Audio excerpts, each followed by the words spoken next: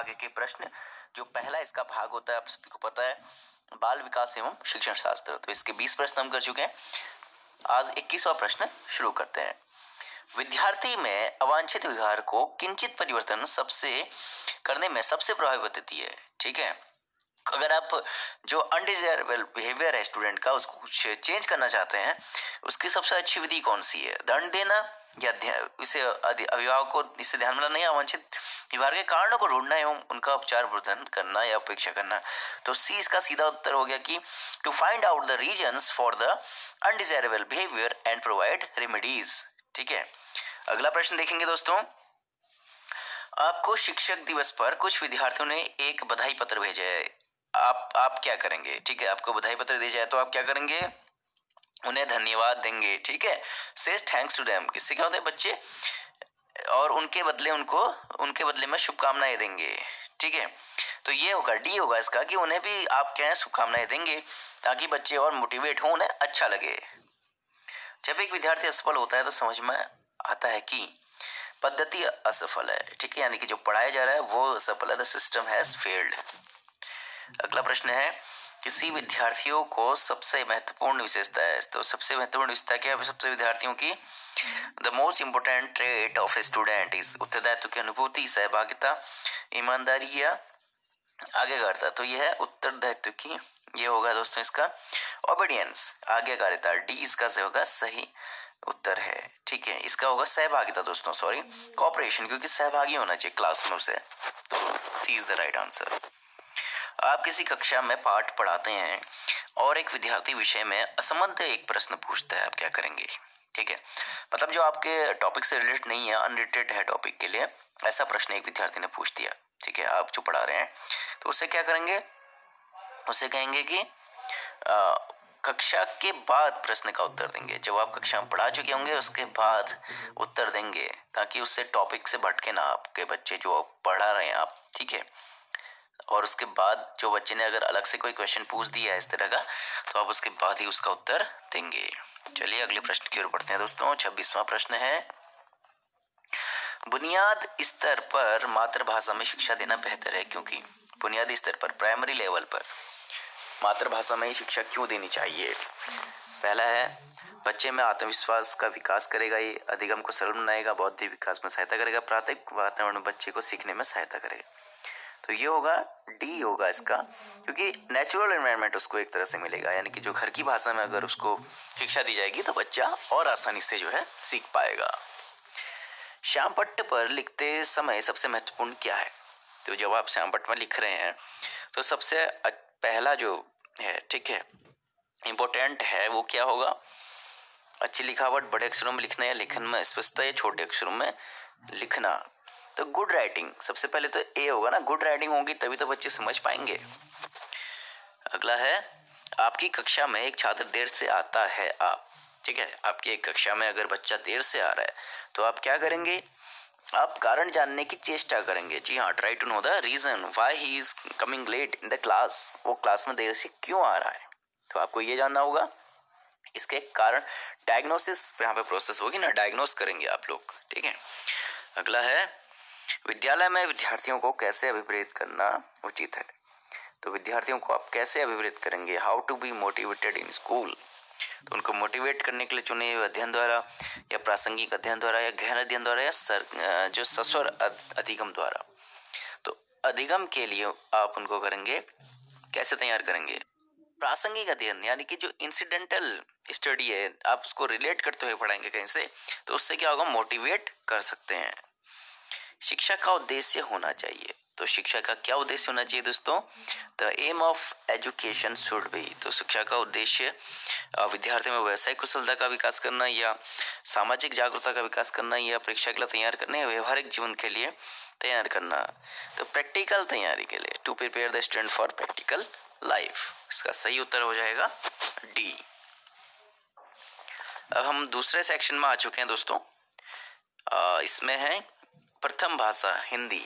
ठीक है, इसमें कुल 30 प्रश्न हैं, सभी प्रश्न अनिवार्य हैं। तो बिना समय गवाए इस भाग 2 को भी हम शुरू करते हैं। महादेव का पर्यायवाची शब्द चुनिए। तो महादेव का पर्यायवाची शब्द क्या होगा? गणध्वज, नारायण, चंद्रशेखर या विश्वंभर? तो आपका सही उत्तर है इसका चंद्रशेखर, जिनके शिखर में यानी सर पर चंद्रमा है तो वही है महादेव। सो इसका सी इज द राइट आंसर। अगला प्रश्न है, निम्नलिखित शब्द का समास बताइए। तो आपको समास बताना है ये जो है यथा शीघ्र का। तो यथा शीघ्र में कौन सा होगा? अव्ययभाव, कर्मधारय, तत्पुरुष या द्वंद्व या तत्पुरुष? तो इसमें जो सही उत्तर होगा वो है यथा अव। इस तरह के जो शब्द आते हैं वो अव्ययी भाव में आते हैं, तो इसका सही उत्तर है ए। अगला प्रश्न है, महात्मा गांधी में अमूल्य गुण थे। उपरोक्त वाक्य में अमूल्य शब्द है, मतलब अमूल्य गुण थे, तो अमूल्य शब्द क्या होगा? विशेषण होगा, सर्वनाम होगा, संज्ञा होगी या क्रिया होगी? तो ये अमूल्य गुणों की विशेषता है, तो यह विशेषण है। ठीक है, अगला है, निम्नलिखित वाक्यों में क्रिया विशेषण मुक्त वाक्य कौन सा है? जो क्रिया विशेषण, क्रिया से मुक्त वाक्य है, ठीक है, इसमें क्रिया की विशेषता नहीं बताई गई है। मैं कल नहीं जाऊंगा, यह फूल सुंदर है, वह धीरे धीरे गा रही है, आज हम स्कूल जाएंगे। तो ये होगा मैं कल नहीं जाऊंगा। यहाँ पर किसी तरह की कोई विशेषता नहीं बताई गई है, तो ए इज द राइट आंसर। निम्नलिखित में योग रूढ़ शब्द चुनिए। योग रूढ़ शब्द जिसके अर्थ में कोई परिवर्तन, एक तरह के यौगिक शब्द होता है लेकिन उसके अर्थ में परिवर्तन नहीं किया जा सकता। मतलब पोला, अगर उसमें कोई भी संज्ञा सर्वनाम जोड़ दिया जाए, कोई क्रिया जोड़ दी जाए, तो उसके अर्थ में परिवर्तन नहीं होगा। जैसे पोला दूध वाला, चक्रपाणी या नयन, तो नयन में नयना हो जाएगा, स्त्रीलिंग या बहुवचन बना जाए। पोला में हो सकता है दूध वाली हो सकता है, चक्रपाणी, तो बी इसका सही उत्तर हो जाएगा। ये एक योग रूढ़ शब्द है। और योग रूढ़ का एक और आप लोगों को बताना चाहूंगा उदाहरण दोस्तों, कि योग रूढ़ में क्या होता है कि ये अक्सर बहुव्रीहि समास के शब्द होते हैं। बहुव्रीहि समास क्या होता है कि जिसके अर्थ में कोई परिवर्तन किया जाए, एक नया शब्द बनता है। ठीक है, तो ऐसे ही चक्रपाणी किसको रिलेट करता है? भगवान विष्णु को। जगन्नाथ किस संधि का उदाहरण है? ठीक है, जगन्नाथ, जगन्नाथ व्यंजन होगी, दीर्घ होगी, विसर्ग होगी या यण स्वर संधि होगी? तो जगन्नाथ होता है विसर्ग संधि का उदाहरण। अगला प्रश्न है, मोर का तत्सम शब्द है। मोर का तत्सम यानी कि तत्सम शब्द क्या होते हैं? जो संस्कृत भाषा में बोले जाते हैं। अब इसमें से संस्कृत भाषा में क्या कहा जाता है मोर को? मकर, मयूर, मोयूर या मऊर? तो मयूर इसका सही उत्तर है। अगला प्रश्न है दोस्तों, निम्नलिखित शब्द में उपसर्ग चुनिए। अभिशाप का उपसर्ग क्या होगा? उपसर्ग यानी कि ऐसा शब्द जो किसी भी वाक्य के किसी शब्द के आगे लगकर उसके अर्थ में चेंज करता है। तो शाप में कौन सा चुनना होगा? अभिशाप। ठीक है, तो इसका सीधा सीधा उत्तर हो गया बी। अधि लिखा हुआ, यह है डी, अभी। ठीक है, अगला प्रश्न है दोस्तों, वर्तनी के अनुसार शुद्ध रूप का चयन कीजिए। ईर्ष्या, ईर्ष्या, ईर्षा या ईर्ष्या? तो यहाँ पर देखिए कि ईर्ष्या को लिखा जाता है दोस्तों ए में, जो लिखा गया है इस तरह से लिखा जाता है। ठीक है, बड़ी की मात्रा आती है, आधा श आता है, फिर या उसके ऊपर आधे र की मात्रा, यह है ईर्ष्या का सही रूप। अगला प्रश्न देखते हैं, चंद्रमा का पर्यायवाची शब्द चुनिए।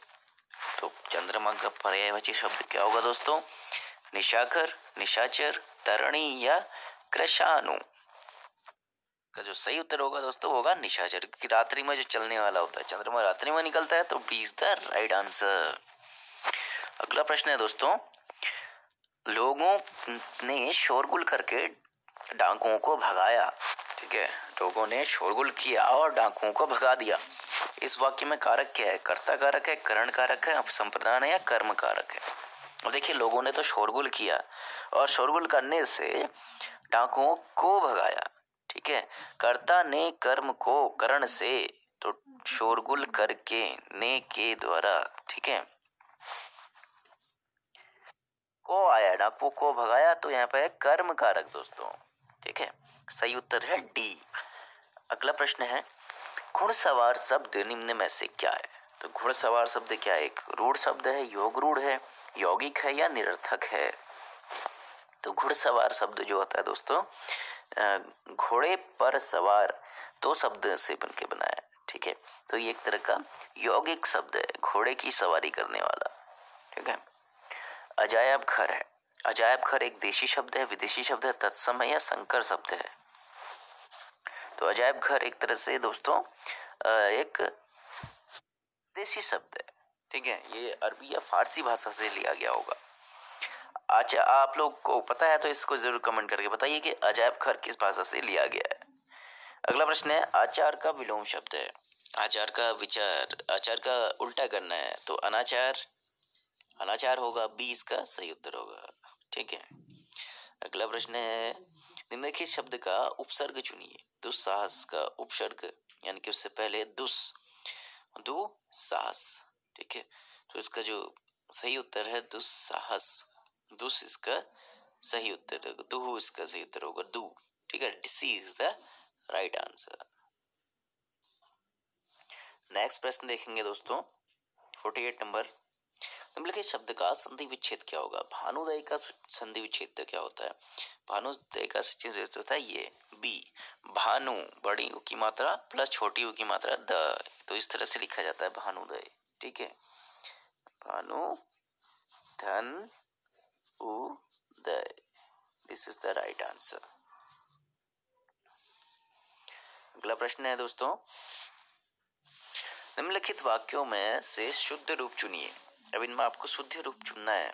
हमारे यहाँ तरुण नवयुवकों की शिक्षा का अच्छा प्रबंध है। हमारे यहाँ तरुण नवयुवकों की शिक्षा का अच्छा प्रबंध है। हमारे यहाँ नव युवकों की शिक्षा, ये तो वैसे ही गलत हो गया यहाँ पे। हमारे यहाँ नवयुवकों की शिक्षा का अच्छा प्रबंध है। तरुण नवयुवक, तरुण नवयुवक नहीं होगा तो यहाँ पर नवयुवक होगा, ठीक है। नवयुवक ही कहते हैं तो वो तरुण माने नया ही होता है, ठीक है। यंग के लिए तरुण वर्ड यूज किया जाता है, तो तरुण या तो तरुण लिखा जाएगा या नवयुवक लिखा जाएगा। इसमें दोनों आए, ये गलत हो गया, इसमें भी दोनों आए, गलत हो गया, इसमें शिक्षा सही से नहीं लिखा गया, तो यहाँ पर डी इसका सही उत्तर है। हमारे यहाँ नवयुवकों की शिक्षा का अच्छा प्रबंध है। अगला प्रश्न है दोस्तों, धन का पर्यायवाची जो शब्द नहीं है उसे चुनिए। तो धन का पर्यायवाची शब्द क्या नहीं है? धन का पर्यायवाची शब्द नहीं है इसमें, आप देख सकते हैं, द्रव्य, द्रव, संपदा, दौलत, तो इसका सही उत्तर है द्रव, ठीक है। द्रव इसका जो है नहीं होता है, इसका C B is the right answer है। दोस्तों 50 क्वेश्चंस तक अभी तक हम कवर कर चुके हैं। 51 क्वेश्चन जो है, चौराहा कौन सा समास है? समास हम लोगों ने पढ़े हैं, तो चौराहा शब्द में कौन सा समास होगा? बहुव्रीहि होगा, द्वंद्व होगा, द्विगु होगा, तत्पुरुष होगा। तो ये इसका उत्तर आप लोग मुझे नेक्स्ट लेसन के लिए जरूर बताएंगे, ऐसी मैं उम्मीद करता हूँ आप लोगों से।